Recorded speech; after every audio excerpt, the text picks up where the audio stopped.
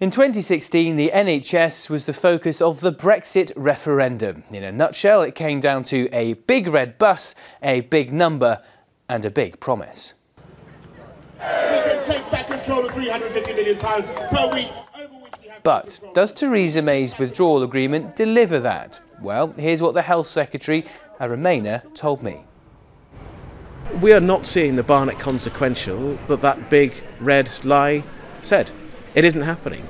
If you look at the current budget settlement with the consequential that came through from the additional money announced around the 70th anniversary of the NHS, some of that money has already been spent, some of it's been taken away in pension payments. So actually there's an awful lot of smoke and mirrors.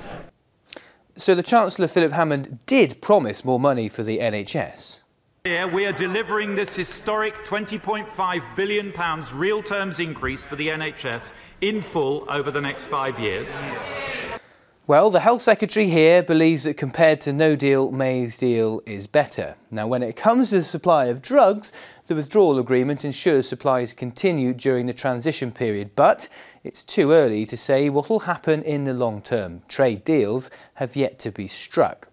And what about EU staff working in the Welsh NHS? Well, they make up 2.5% of those working in the service, so what of their futures? There are plans in place for applying for settled status, and so we're trying to support individuals with those processes. But in terms of post-Brexit, we want to have an immigration policy which allows us to continue to recruit people from the EU, both into the NHS and also social care in Wales.